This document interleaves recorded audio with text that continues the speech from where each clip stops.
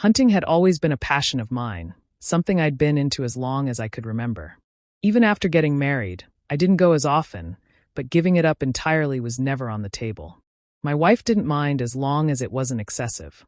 For the most part, everything was good between us. I wasn't the type of guy who sat on the couch all day, ignoring my responsibilities. I helped with the chores and cooked dinner a lot of the time. We spent our weekends together, and life felt solid. We also had a healthy balance of time apart. I'd go out with friends for a drink or head out hunting for a couple of days, while she'd hang out with her own friends. Still, it was clear that something was missing. That day, I went hunting, and everything seemed normal. My wife helped me pack up, and we joked around before I left. She said, "I'll be waiting for you with the loot. Bring me something nice, will you?" I smiled back, replying, "You know I don't come back empty-handed. Worst case, we'll hit a restaurant together when I get back." I was heading out hunting with two buddies, Jacob and Matteo. Jacob had brought along his friend Dylan, and I was cool with the crew. The weather was perfect, and everything felt right. But things soon took a strange turn. We planned to spend 2 or 3 days in the woods. We knew the area well, had our favorite spots to camp, and always had our tents. It felt like any other trip. After dinner, we sat around the campfire, cracking open a few drinks, and then Dylan decided to share something with me. He chose me for some reason as his confidant. Why me? I had no idea. He started telling me how things between him and his wife had gone cold. They were more like roommates than a married couple, so he had gotten himself a mistress. They'd once worked together and had to keep it secret, but now that he'd been transferred to a different department, they could be open about it. You wouldn't believe how hot she is. And the best part? She doesn't expect anything from me. She's married too, so it works out perfectly, he told me, looking way too proud of himself. Honestly, I was getting bored with his self-proclaimed ladies' man routine, but my upbringing stopped me from cutting him off. Dylan went into a long description of his mistress. I could tell from my expression that I wasn't buying any of it. "Don't believe me?" he asked, sensing my sarcasm. His reaction seemed to push him further. He started fumbling around for his phone. "I'm going to show you her pictures, and you'll see just how stunning she is."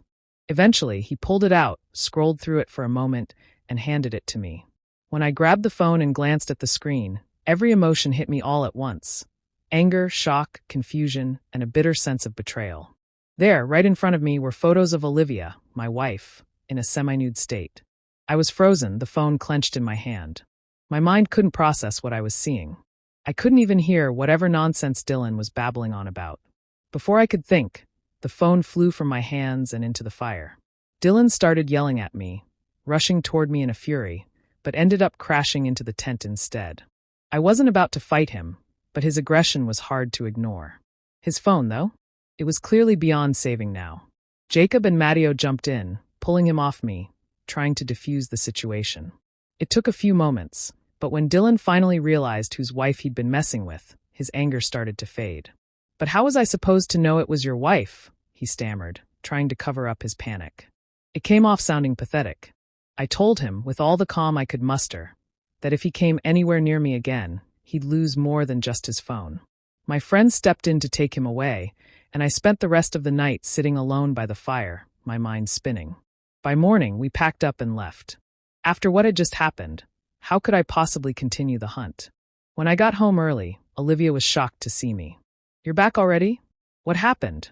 she asked, clearly not expecting me. "Nothing special," I said, barely able to keep my voice steady. "I just ran into your lover on the hunt, who couldn't stop singing your praises." Her face froze. "What are you talking about? This is some kind of joke, right?" she replied, clearly caught off guard. "I wish it were," I said, my words cutting through the tension.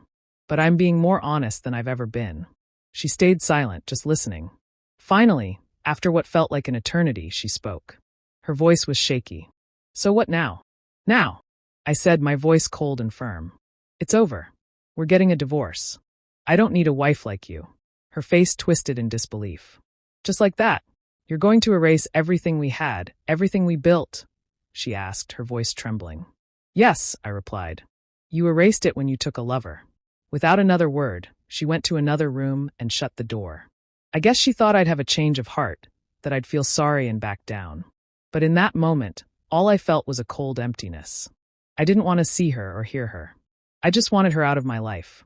After a few moments, she came back out. Her voice was quieter, resigned. I'll give you a couple of days to pack up. I'll file for divorce tomorrow. I told her, the weight of it sinking in. There were cries and begging, but by then it didn't matter. I was done. The divorce went through quickly, as expected. Olivia's affair didn't last long after that. Her lover had a family, and the last thing he needed was more complications. There was some tension at work too, which only made things worse for her. She ended up having to move back to her parents' place in her hometown. With no job and no apartment, she had nowhere else to go. From what I know, her parents weren't thrilled to see her return. So there you have it. Even the strongest-looking relationships can crumble, and the perfect wife may not be so perfect after all. It's a harsh reminder to keep your eyes open, because sometimes life throws you surprises when you least expect them.